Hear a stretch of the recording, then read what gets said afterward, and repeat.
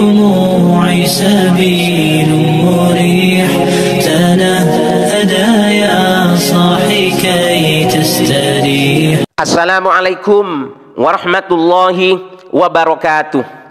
Kali ini kami akan menghadirkan seorang Ustadz Aswaja dari Pulau Garam, Madura. Gus Zaka namanya. Seperti yang kita semua tahu, beliau alim luar biasa ya. Mudah-mudahan beliau selalu dijaga, dipanjangkan umurnya, disehatkan selalu, dan dimudahkan rezekinya oleh Allah Subhanahu wa Ta'ala. Amin, amin ya Rabbal Alamin. Yang mana pada kali ini beliau akan menjelaskan pada kita semua mengenai pertanyaan yang sering kita dengar, yaitu Ainallah, di mana Allah? Kata beliau, pertanyaan ini adalah keliru. Lah kok bisa pertanyaan seperti ini keliru? Kok bisa pertanyaan seperti ini salah? Jawabannya mari kita ngaji bareng. Namun sebelumnya kita saksikan lelucon-leluconnya dulu. Berarti kita tahu Nabi Musa mendakwahkan kepada Fir'aun bahwasanya Tuhannya berada di mana? Di atas langit, dan Fir'aun mengingkari. Oleh karenanya barang siapa yang menyatakan Allah tidak di atas langit, sesungguhnya dia mengikuti mazhab Fir'aun. Iya, Fir'aun mengingkari Allah di atas langit. Maka jadi mengatakan kepada panglimanya, naikkan, buat bangunan yang tinggi menjulang. Aku ingin buktikan bahwasanya Musa itu pendusta, tidak ada Tuhan di atas langit. Jadi contoh misalnya ya Nabi Musa alaihi salam. Fir'aun berkata apa kepada menterinya Haman, ya Haman, ij'al li atau ibni li sarhan, la'alli ibni li sarhan, la'alli ablughul asbab. Wahai Haman, buatkan untuk saya istana supaya saya bisa naik ke tangga-tangganya itu. Tangga-tangga ke mana? Asbabas samawat. Tangga-tangga menuju ke langit. Dia buat istana bisa naik ke langit. Untuk apa? Fattali'a ila ilahi Musa, supaya saya bisa melihat kepada sembahannya Nabi Musa. Jelas ya? Berarti Nabi Musa kabarkan Allah itu di mana? Di atas langit. Kalau Nabi Musa kabarkan Allah di mana-mana, tidak begini perintah Fir'aun kepada Haman. Dia akan bilang nanti kerahkan semua pasukan ke seluruh penjuru negeri, cari di mana Allah. Kan begitu kan harusnya. Tapi ini bangun ke atas langit. Ya jangan sampai di masa ini ada yang Fir'aun lebih pandai daripada dia. Fir'aun itu dia tahu Allah di atas langit. Jelas ya? Baik. Fir'aun mengingkari. Oleh karenanya barang siapa yang menyatakan Allah tidak di atas langit, sesungguhnya dia mengikuti mazhab Fir'aun.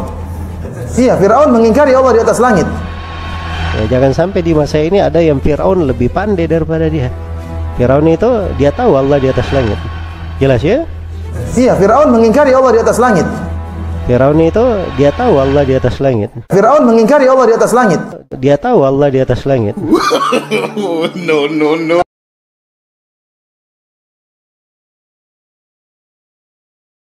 Musa nyampaikan kepada Fir'aun Tuhannya di atas. Fir'aun ingin mendustakan Musa. Caranya dia ingin bikin tempat tinggi, ingin cek benar nggak ada Tuhannya Musa. Menurut saya dia bohong-bohong saja. Berarti orang yang meyakini Allah di atas mirip dengan keyakinannya siapa? Fir'aun. Paham? No. Berarti orang yang meyakini Allah di atas mirip dengan keyakinannya siapa? Fir'aun. Paham?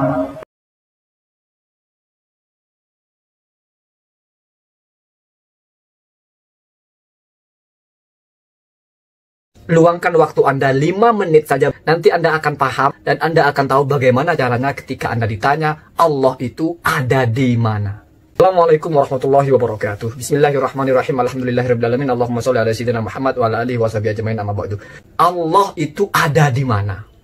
Satu, Anda harus menjawab bahwa pertanyaan tersebut keliru. Misalnya ada orang sudah makan, lalu kenyang. Kenyangmu itu berapa meter? Bisa nggak dijawab? Tidak mungkin bisa. Itu pertanyaan yang tidak relevan. Kenapa? Karena lapar itu berhubungan dengan kadar, tidak berhubungan dengan panjang, berapa meter atau jarak. Jadi pertanyaannya salah. Begitu juga ketika ditanya Allah itu di mana, pertanyaan di mana ini adalah menanyakan tempat. Sementara Allah dalam akidah Asy'ariyah, dalam akidah mayoritas ulama adalah Allah itu tidak bertempat. Berarti kalau masih ditanya di mana, nggak beres yang nanya itu. Itu yang pertama. Dan yang kedua, bagaimana untuk menjelaskan bahwa Allah itu tidak bertempat? Kita melihat buku itu ada tempatnya. Semua sesuatu itu ada tempatnya.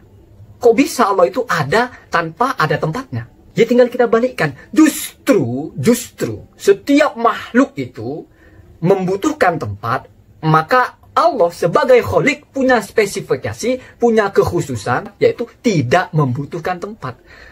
Kalau dalam pola pikir Anda setiap sesuatu itu harus punya tempat, buku harus punya tempat, orang harus ada, pasti ada tempatnya, pasti menempati ruang dan waktu. Lalu Anda menolak kalau Allah tidak punya ruang dan waktu, tapi Allah juga harus ada dalam ruang atau dalam tempat, berarti justru Anda sedang menyamakan Allah sebagai Khalik dengan kita atau dengan barang atau dengan materi, yaitu harus ada tempatnya. Sementara Allah itu tidak ada yang merupainya, tidak menyerupai Allah, dan Allah tidak menyerupai apapun. Jadi gampang saja memahaminya. Setiap sesuatu punya tempat, Allah tidak punya tempat. Nah, itulah bedanya Allah dengan makhluk. Jadi begitu saja, gampang kan? Bahkan satu bukti yang sangat akurat yang pernah dibahas oleh Imam Ar-Razi dalam kitab tafsir, ketika Allah menjelaskan tentang para malaikat yang menggendong arsy, yusabbihuna bihamdi rabbihim, mereka bertasbih dan juga memuji nama Tuhannya.